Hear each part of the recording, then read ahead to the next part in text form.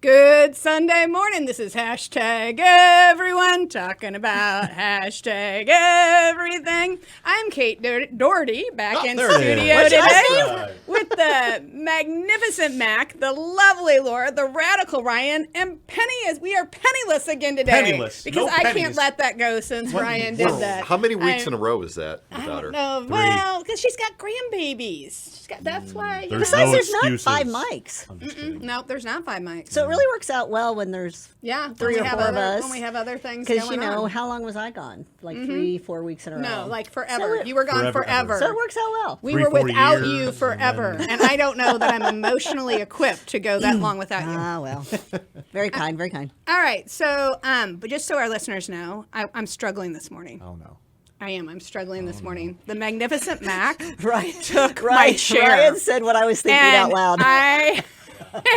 When this happens, it's all downhill. And I We're- love. we're just I on the love ride now. The magnificent Mac. However, like, they must have, in my absence, they must have broken the mic. So, like, I don't know what's going on here at WGM Studios. But You're talking about You're talking about your chair placement. what did you I think thought I you were was talking about talking today's topic. And No, I'm not. It's only a minute into the show. I'm not on today's topic yet. What's the matter with you? For goodness It's all sakes. Mac's fault. He moved chairs, He did move chairs. and it makes no sense to me. My brain can't compute what is going on. Well, So and Ryan for and I are anyone next- listening and not watching, Kate is now seated next to Ryan. I don't like And it. I think Kate is very discombobbled by not being. I mean, I love I mean, you're Kate, still in but the I middle, just- but well- you're just not in the old middle. Laura, I want to just say this. I love Kate, but He's worried I'm going to throw something this at him. close to me, just it doesn't feel Well, right. I normally sit in Kate's chair. Penny would sit down here. Well, what I'm saying is like you two I just have go an- at it. I have Mac an and I are opinion, now you know over what I mean? here on the end. I got thoughts, and sometimes those thoughts make Kate roll her eyes. And if she was closer, I did this on purpose. maybe She'd things punch you. will start flying. Right? So now you're now worried. I'm closer. Now you're worried. Now I'm just gonna sit here in silence because I No. don't want. I'm kidding. I'm totally kidding. I thought I'd make the show a little more entertaining by forcing them this next is to each ridiculous. other. I like Yeah. it, Mac. I need to renegotiate my See, I contract. thought it was just like This is some kind of, ridiculous. but you had Get an hazard ulterior pay. motive. Seriously. Hazard pay. All right. All jokes aside, guys. Actually, today we actually have a show for you that I hope you'll really listen to and that you'll pay attention to. For the last several weeks, maybe a couple months now. Yeah. we've been talking about, for the love of all that's holy, can people start finding a more balanced approach to conversation? And we've been We've been talking about that for several months. we have been having this conversation. And I'm just going to go on record and say this week I came slightly unhinged. So Downcountry When is do a you non. not? Thanks. Well, that Mac. was Ryan's oh no moment, and that's why I thought that was today's topic. Yeah, right, exactly. Oh, God, here we go. Okay, all right. Maybe those bad choice of words. But here's the piece. As a nonprofit, you are actually really not supposed to engage overly in politics. You know what I mean? Like, there's only a certain percentage of, quote unquote lobbyists, da da da da da da da. Downcountry doesn't do any of that nonsense, and we try desperately to avoid that entire fray and encourage good communication, because people with disabilities do not come in only Democrat, and they do not come in only Republican or only independent or only socialist or only Marxist. People with disabilities come in all shapes, size, colors, religions. You sure about that? No, I'm just kidding. Can somebody say it louder for the people in the back? I mean, I can't, please, can we get this through people's heads? Anyway, and the other thing that we've talked about, and we have talked about on the show, is I'm really tired of the fear-based stuff. Right. I am. If you want to send, hey, I encourage you to talk to your senators, to talk to your House, to ask them questions about different bills, about different this, about their rationale. If you want to tell your personal story, whatever that is, I strongly encourage you to do it. And I encourage you to do your homework. So this week, I got an email from an organization. It is a national organization that will remain unnamed. And it basically just said, do this because this is going to be bad for people with special needs. And, they wanted me to contact my senators and they wanted me to do this in my head. And it basically said in the email, hold on, I'm going to do a little. She's got receipts. Oh, I do. In the email. It's like, she's got in- the Down Country I- Bible in front of her, too. You know this lady's always keeping hold of everything that's written or texted down. Moving special education programs to HSS could harm students with disabilities and weaken important laws like the Individual with Disability Act. Okay. And you can say, well, Kate, that may be true. Well, I don't know because you didn't give me any information. You just told me, hey, this could be bad. And, well, with all due respect, I also found it ironic because the federal government is currently shut down. So one, you just sent this out, a call to action, and I'm supposed to be contacting. I guess I can still I contact really them. hope by the time this airs, it is no longer. I could just throw that out there. Well, I think we all do, but that's kind of actually part of the show. Or part of this show, because there are us, for lack of a better word, regular people out here. Yeah. And, I don't mean to sound wrong. I got to get along with Joe and Harry and Curly and Mo and all of those different people. And so when you do this kind of fear-based stuff and you don't give people information, you are part of the problem. You are part of the problem. And so just so you know, I did withdraw. My Downcountry has been a subscriber to this particular, and I just took us out of it. I said, just remove us from this group. I will not sign on. You have to be more balanced. I'm not doing this anymore. I will follow Gigi's Playhouse. I will follow Global Down Syndrome Medical, but this other, I'm not doing this for policy and advocacy, and I will not as an organization sign on to it. You can say, Kate, well, what do you mean? Well, my phone has been ringing. There are therapists in our local schools who are like, oh, we're going to lose our jobs. Why are you going to lose your job? Well, they're moving the SPED programs to Health and Human Services. I'm like, what in the heck does that have to do with your jobs?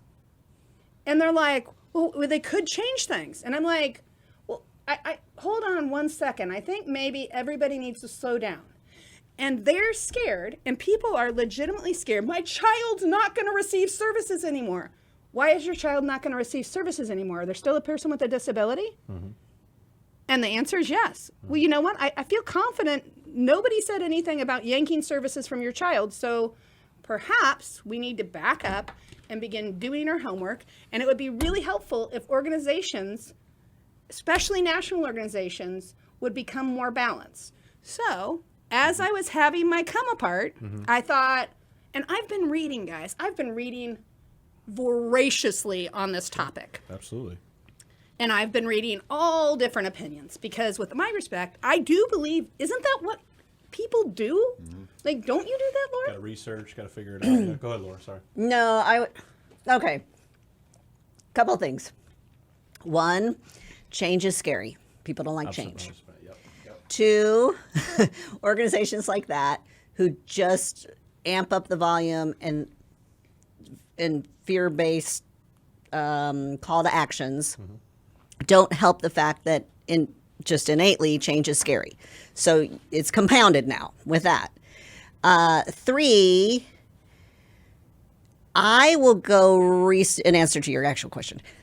I will go research something very specific, but I also will rely on quote unquote experts, which is the problem with the quote unquote experts sending out the fear-based call to action. Because now, am I saying what they said is wrong? They didn't say it will rip every service from your child. It said it can. I'll give them a tiny sort of nugget of credit for not saying will, but they imply will. Mm-hmm. And what it could have said was, here's a link to the pros, here's a link to the cons, read about it yourself, have an educated conversation with your congresspeople. Well, that would have been great. But I don't know that everybody has the time, inclination to go do the research. But when it impacts your kid, you would. I should say. Yeah. Well, okay. Maybe. And for our listeners, before you think we're just all going to go down this rabbit hole, we are going to go through the pros and cons because, to Laura's point, I got tired of these quote-unquote so-called education experts who are supposed to be the policy experts And what little bit I've read, there's a lot of risk involved, but it's not all risk, right? I put it there through, are pros. I put it pros and cons. I'm like, I need people who are not emotionally connected to this because I'm so tired about the feelings. Give me the facts. Facts. That's not a good feelings. Point. And so I threw it through. I threw it through ChatGPT. Give me the pros and cons. Yeah. And I threw it through artificial intelligence. Give me the pros and cons of what this move can do. And we're going to step through them today, because here's one of the things that I do want you to know. I've been in education 25 years. I work with 26 of our local school districts. Do you know what I have not ever seen in 25 of those years in any of the 26 school districts? One of these so-called educational experts in any one of my rural schools that are dealing with rural problems that are not these big city problems, although sometimes those mirror, but I have not ever seen them in one of my schools. And so when you sit there and you say to me what this will or will not mean, it would have been appreciated if you call yourself an education expert to get your derriere down here where some of us are actually boots on the ground doing the work. Right. Sorry. Fair point. I don't think you're wrong at all. And my point that I've just been thinking about doesn't. I want this to be known. Like, it doesn't reflect if I agree nor disagree with anything that you're saying. I want to point that out. Probably safe. No, well, here we are sitting pretty close to one another. Yeah, she could I'm pummel trying to that. actually really She could cover pummel my that bases here, pen 'cause right that's at you what I'm there, saying. Ryan. This is exposure therapy. What I will throw out there is, again, these, what you have called, obviously, the so-called experts. I don't agree with the scare tactic. The point I think I keep coming back to is a point that you asked Laura is, do you do your research? And I think there also is a point in all of this where, yes, I agree they should include said research, but it is also upon each and every one of us to not go down a rabbit hole of like, oh God, they said this, so it's gospel. Well, no, go do your own research. For listening to the show today, yes. do your due diligence. Because we do have amazing teachers. Exactly. We have amazing therapists. We have our schools in our local area, my God, they're trying so hard. Absolutely. And I see it every day. And they really are trying to help kids. Whether you've had a good experience or bad experience, they are doing it because they really are trying to help kids. And one of the things that drives me nuts is these so-called educational experts who are laying down the laws. They're out there. They're the ones who are dictating what's coming down the pike. Well, okay, let's say I just went and did my research. Mm-hmm. Right. But let's say I rely on my typical sources for my research. If all of those sources are just throwing out all the risk and not one of them has a balanced approach to what they're putting out there, then you've done your research, but it's all negative. It's not complete, yeah. But it's not your fault that it's Right. not complete. No doubt. Because you're relying on the experts. And here's what, and I don't mean to keep cutting you off, but like you talk about the experts, and I'm not trying to defend them or play devil's advocate is more or less what I'm doing. In their eyes, that is their research of what they believe to be I agree. the truth. So that's the tricky part of it. I agree. So, have you heard the story about Kennedy and the Bay of Pigs invasion? Yes. Okay, so you know what happened there, right? Kennedy is sitting there. He's surrounded by all these experts, right? And this group think, and this happens, and it's happening right now. When I look at some of these things, Absolutely. you get in these group think situations, and well, Johnny, Billy, Joey, everybody says something. Now, you actually are thinking, I don't agree with that. Laura's thinking, I don't really agree with that. However, it appears that the whole consensus of everybody in this group, So nobody wants to stand up and say it. nobody Correct, wants to yeah. stand up and say it because, and this is true right now. Ryan, you've talked about it. Laura, you've talked. Matt, you've talked. I mean, it is a boom off with your head if you disagree. And to take it one step further, I don't know exactly what the theory is, but there's a theory out there that it's actually the second person to stand up and say no. That's the important person. Right. Have you seen that? Yeah. Yeah. Not necessarily that I've seen it. Because but I've kinda one heard it, person yeah. is like the outlier, but as soon as number two stands up and Get a little says, bit of a backing. well, then all of a sudden people will go, okay, you right, know. because you don't want to just be. Are you going to be that next one to kind of back it? Yeah. You know, maybe yeah. one thing for me to be like, no, Kate, you're wrong, and then all of a sudden it's like nobody else agrees with that. But then if Laura does, it's more of a. Well, okay, let's go back to last week and the sleep study stuff. Yeah. And you asked me if I have ever felt like a bad parent, and I said, how about right now? Yeah. But my point is, Terrible, Laura. I went to 3 ANTs over 18 years. I went to 2 pediatricians over 18 years. I went to 2 neuropsychs over 18 years. Not one of them suggested a sleep study. So my point is, I thought I did my research. Right. It's hard to tell folks listening right now not to be afraid when the groupthink is be afraid. Yeah, no, that's a good point. I think that's extraordinarily valid. When we come back, we're going to start and we're just going to hop right in and we're going to go with the pros of moving special education to the Health and Human Services, and we're going to go to the cons of moving special education to Health and Human Services. nitty-gritty. We're going to go to the nitty gritty. And in the third segment, God willing, my goal is to basically share kind of a summary conclusion of what both of those look like, and kind of, quite frankly, what is actually recommended that I thought was pretty valid and balanced. But my co-host may From have ChatGPT? from ChatGPT Excellent. and artificial intelligence because it removed the feeling and it focused Right. only on the bloom and facts. So for now, this is hashtag everyone talking about hashtag everything. We'll be right back.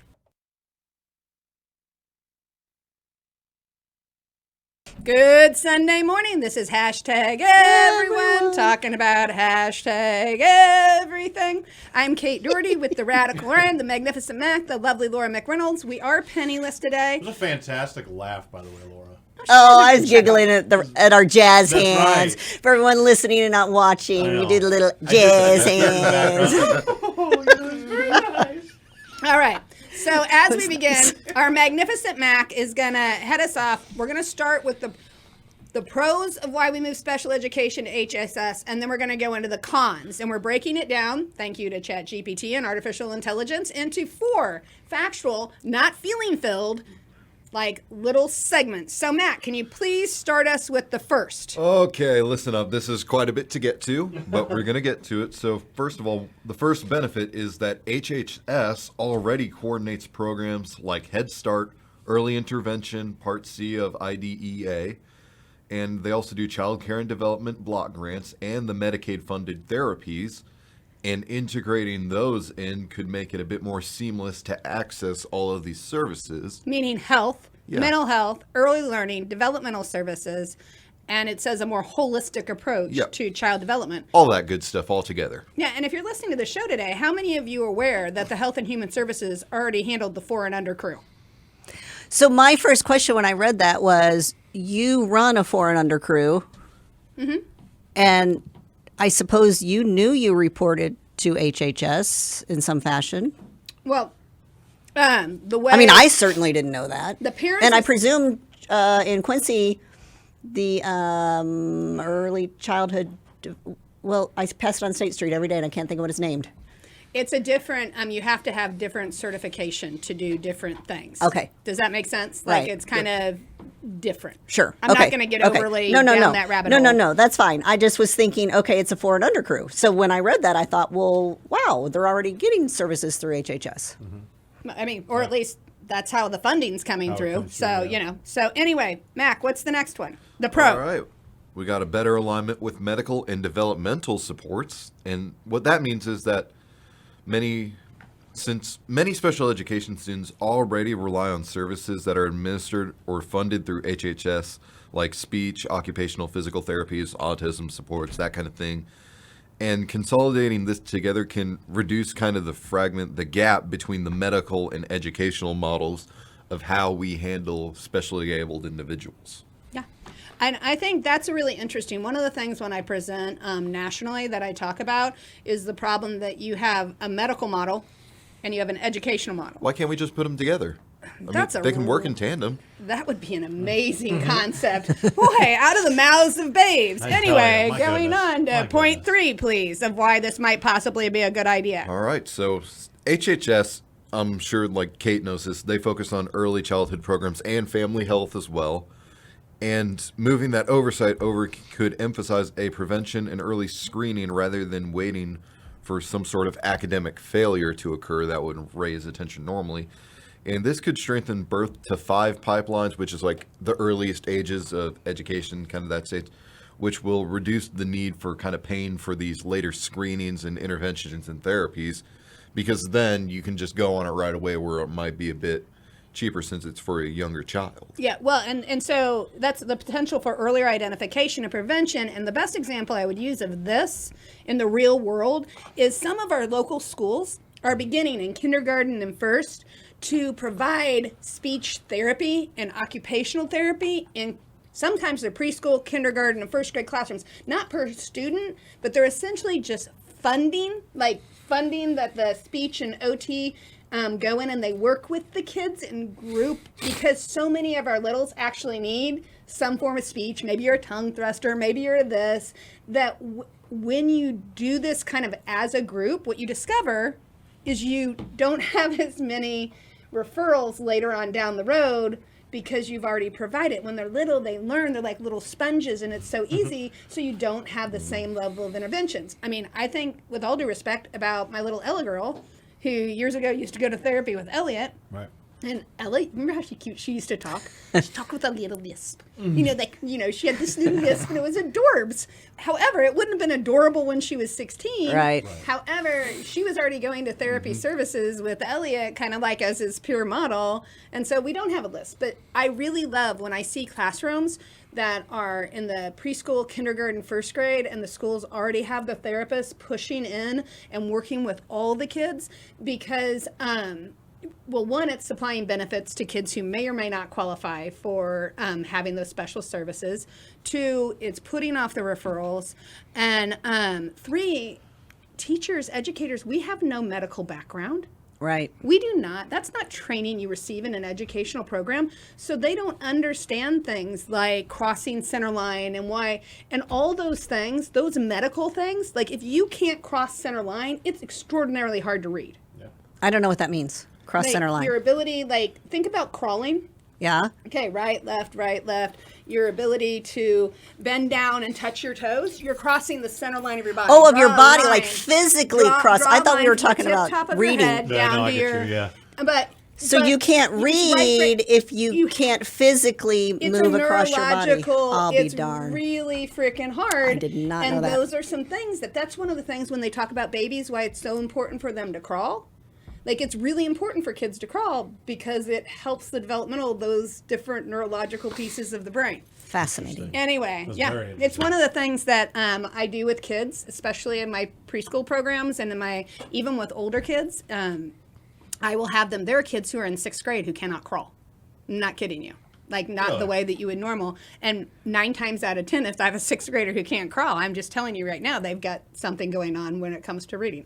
It's totally. But Wow. teachers aren't trained So medically in these things. So if you have speech and an OT and you got a kid who can't cross center line, you know already like, ooh, we need to be paying attention. Now that's not enough to qualify you for anything, but it's enough for me to go, oh, red flag. Let's kind of pay attention to kiddo, make sure we're getting some extra support. Is it just some form of a developmental delay, or is this something that we really need to be actively working on? Because you really aren't going to know until they're in 7, 8, until they're 7 or 8 years old when they really begin to have problems. But if they're little itty bitty, I can begin working on those things, and boom. Is that the same thing? So, for instance, and the reason it comes to mind for me was the twins just recently did their preschool screening. Mm-hmm. So, you go through all the different things. And I'll be quite honest with you, I didn't go to it. My wife took them, and then she was telling me about all Mm-hmm. the stuff. Some of the stuff, I'm like, that's ridiculous. Like, why would they need to do that? One of them was, hopping on one foot. Yep. And I'm like, seriously?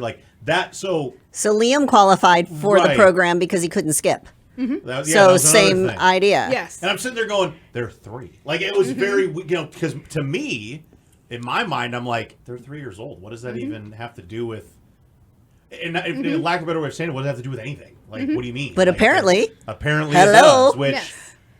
and okay, let me ask you this, and maybe you don't know the answer to that. When did that correlation... It's been around. Honestly, Has it been around weirdly- for a long time? 'Cause Yes. Well, again, I mean, I'm Liam's 20, naive to almost it. 25. Okay, I'm So naive at least to it. 20 years. This is perfect because I'm taking psychology right now in college. So the way our brains develop, pretty much all of our brain parts work in tandem. And so your coordination can also play a major factor as well as with your eyes of how you can kind of follow along with the words. Really? There's a correlation between being able to track which word a kid is reading on and them also being able to do things like skipping or keep their balance. Really? Because all those brain parts work together in tandem to make you do all of these little things you wouldn't think about. So if one of those isn't working properly, like your coordination, then like you notice they're having a hard time following along the pages on a book, it's because, well, just like they struggle with skipping or hopping on one foot, they're having trouble getting their eyes to kind of coordinate together and keep going with the same Fascinating, word and it over makes as so they much read. sense. I love this. yeah. Well, and we won't we'll try not to get totally stuck on this, but even think about the stuff that we talk about with gut health. Yeah. Like we've had people on the show talking about stuff and how you get brain fog, all these different pieces, which are all medical pieces, Yeah. all affect the educational outcomes. So this whole crap. Sorry, can I say that on there? You can. Like where we've I had don't these, think it's a we bad haven't word. had these conversations. Like it's ridiculous Yeah. because it actually hurts kids. It doesn't help them. So Sorry, I didn't mean to get Anyway, sidetracked no, with it was that. good. Yeah, All right. Interesting. So we got number 4 on here, and so this is the family-centered service model that the beloved AI suggested, and it says HHS frameworks often center on family well-being and kind of the overall encompassing care, rather than just strictly academic achievement. And this can improve support for families navigating through all the systems. So you got their schools, like paying their school dues. You got health, visiting the doctor, social services, like if like one of them's on welfare and they need that extra, or they want to go into somewhere like a therapist, and that all kind of wraps around together, especially if you have somebody who's specially abled in the family that you're taking care of. Yeah, well, and I think we've talked about this on the show before. I understand educationally you're looking strictly at academics, but life is so much more than academics. Life It's- affects academics a lot of the time. Life does. And if you don't have those basic needs that are being met, you have a major issue. And so, anyway, so those are the pros. Like, we've hit the pros. I think we're doing pretty good. Now the cons. Well, this ain't going to be as fun, but so the first con is the loss of educational accountability. So the Individuals with Disabilities Education Act, IDEA, is fundamentally an education law which guarantees free, appropriate public education, which is like, you know, you go to a public school, free education for that person. And moving it to HHS could blur the accountability for the academic progress and weaken enforcement of rights tied to those educational outcomes. So, Okay. yeah. Okay. So this one is my number one that I'm struggling with. Here it is. And I mean, there's several when it comes to the cons. So right now, and if I had one more person from the Department of Education say this, when it comes to a child with special needs, if they have an IEP, the Department of Education stance is, well, if the IEP is written correctly, if all the little boxes are checked the way it's supposed to, then we're doing what is necessary for the child. It's the paperwork. Like, that's how they see it. I've literally had, well, this is what, I had a special education coordinator in the district say to me, in a local district, say to me, like, Kate, what Desi tells us is as long as the boxes are checked, and that means we're doing everything we need to do for a kid.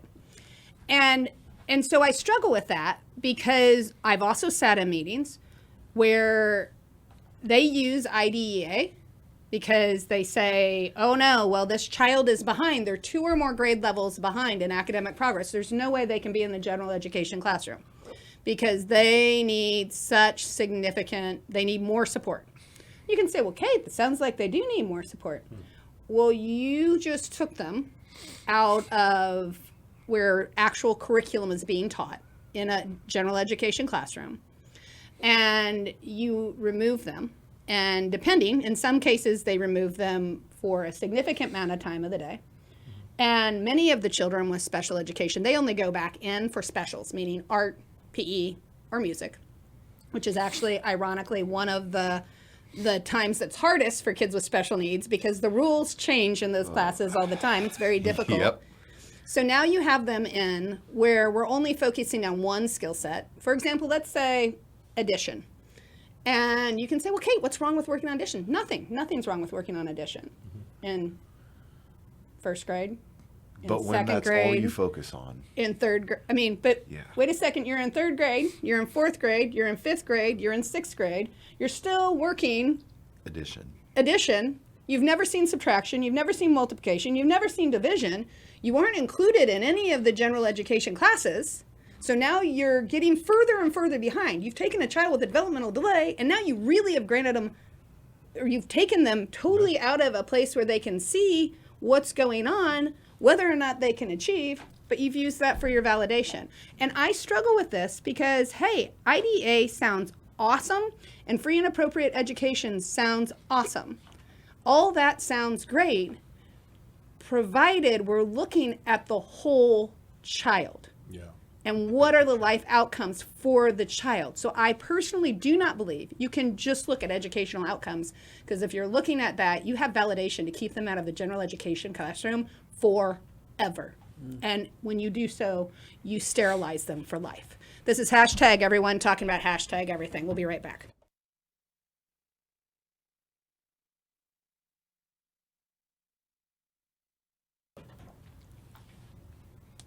Good Sunday morning. This is hashtag everyone talking about hashtag everything. I'm Kate Doherty with the Radical Ryan, the lovely Laura.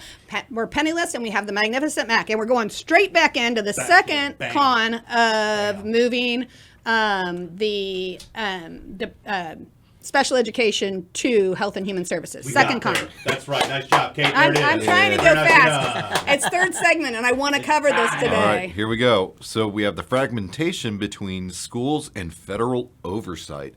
So I'm sure everybody knows this. Schools are governed by educational department and state departments of education. They got the ED regulations, all that stuff. I feel like that's in the obvious.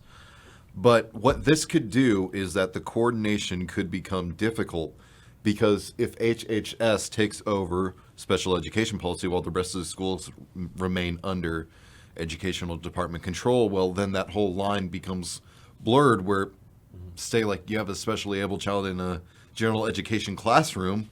Valid. Where does... Valid concern. Which rule set do we follow? Do they have a different rule set? Do they have to follow both? What if they contradict each It other? might take them a What's while going to on? figure that one out. I think that's a valid concern. If you want to say valid. Okay, 3.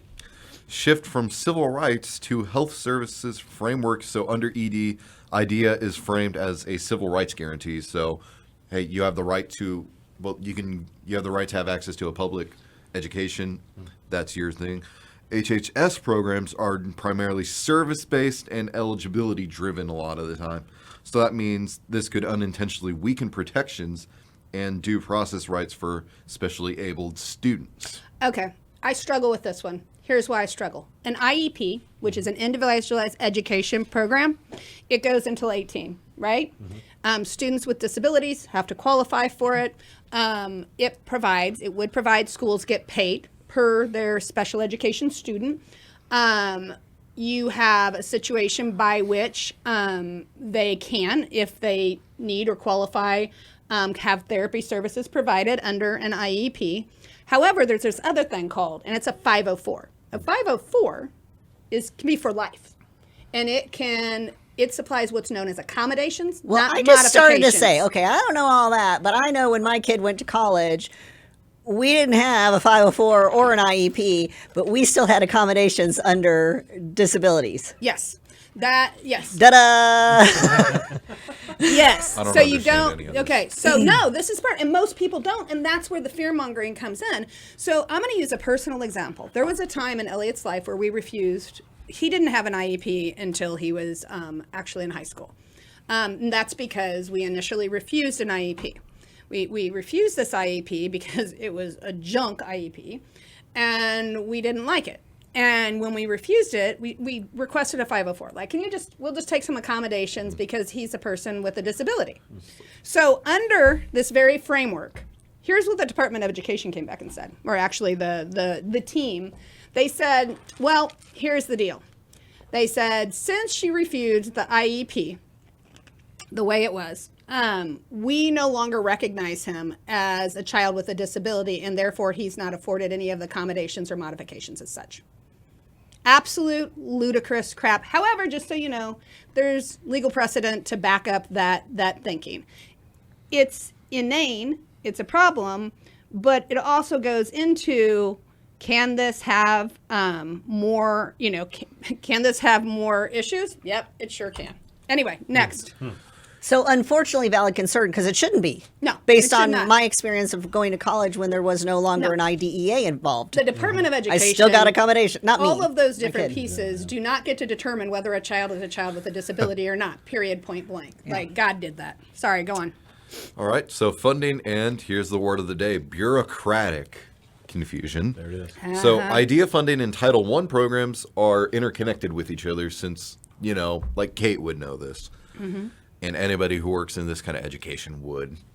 So, and a move could disrupt established funding formulas, data systems, and grant monitoring, especially at the state level where education and health departments are two completely different, entities really, like two completely different sides. Thoughts? No, keep going. Did you have more to that? No, And here's what they mean by that. So everything has to go through a certain system of regulations. You know that, right? It's because that's how government works. Everything's got to be regulated. And so what that means probably, at least in my idea, is like the funding for IDEA, if this change were to happen, they would have to find a way to smoothly transition this from the educational department at the state level to the Health and Human Services Department. And since it's not the federal department, this would most likely be on the state level. And since it's on the state level, not the federal level, then it's like you don't have as much funding to necessarily work with or as many people on that case to help with that. So then that could really muddy up the waters a bit. Could. Doesn't necessarily have to. No, it doesn't necessarily mean it will. I just had a conversation this last weekend with a big person up in this giant corporation that has, like $40 million in revenue. I mean, this giant corporation. It's a data center. And he was talking to me just this weekend about how their corporation has silos. And one team is not working with the other team. And his sole job for the next year, his sole project is to get those two teams to work together. For a whole year. Because they got to bring those two, they can't work independently. They got to work together if they're going to grow the business. Well, So people work together. Well, and here's my They thing. don't have to be silos. On the funding formulas, and I don't want to get stuck on And this I don't know one about the funding, what Mac was talking about specifically, but when I read just that one bullet point, I was thinking about, well, why can't these people work together? Yeah. So I want to put this one little thing in here, and this is, and before we go to 5, and then before we kind of go to the summary. But here's my thing. I think we have gotten, and this is the part where earlier in the very first segment you said people don't like change. You're right. There may be. It says right there, change in funding formulas. There may be some things. Well, here, I think when you look at things, we have a whole lot of funding formulas that need to be re-looked at, revamped, rediscussed. We talk all the time about I thinking just thought of outside the that. box. What's wrong with that? I just thought of this too.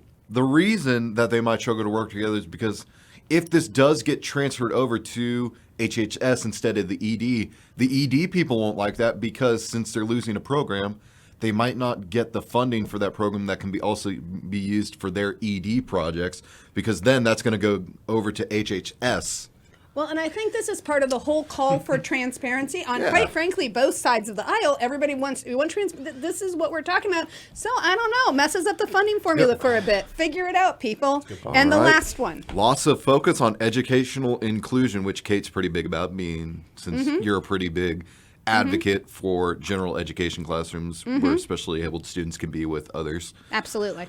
HHS's mission is health and welfare, not education, because that's what the educational department is for. And that means the emphasis on inclusion, least restrictive environments, and access to a general curriculum could decline because that's no longer under ED jurisdiction, but HHS. Okay. So here, this one is my least favorite. My least favorite. Do you know why? Because we have 26 school districts in the tri-state area. If their way of doing things is working so well, why are almost all of my districts self-contained or with kids who are limited with access to the general education classrooms? I mean, they're extraordinarily, we have great teachers, we have great therapists, we have great this, and I'm here to tell you, if you want to talk about inclusion, it's not happening here in the tri-states, period. And part of the reason we can't do it or are unable to do it is because of the way this has been laid out from the get-go.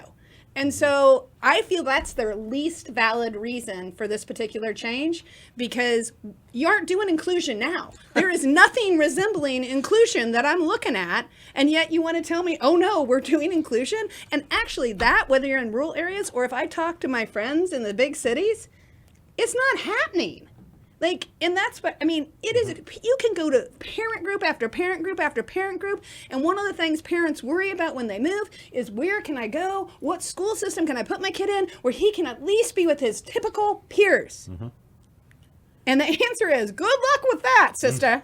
You better interview. You're going to have to go and visit. You're going to have to find. I'm so grateful that my kid is at a school that they do full inclusion, and he gets to play basketball, and he gets to do all of those things. Yep, that's why I love my school. One of the things, we're over at Marion County R2, no bias, but just a little bit. But I'm biased. we do general education because as a smaller school, it's easier for us to do that, but also just because, well, it's worked for us. Yeah. And that's really one of the best things I think you can do. No, I feel you.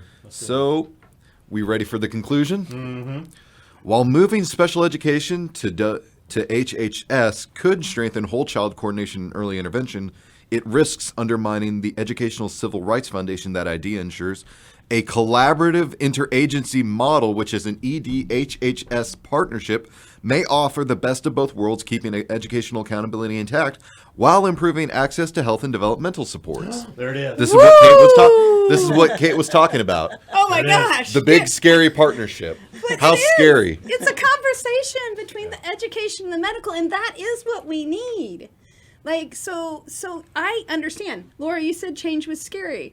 Mac, but this, we can't keep, that is the definition of stupidity, is to keep doing things the way they've Same always way been and done. expect a different and result. expect different results. It's not working, people. So do I fully agree with this? No, I don't know what I agree with right now. I just know what we're doing isn't working, so we do need to make a shift in change. Is this the right one?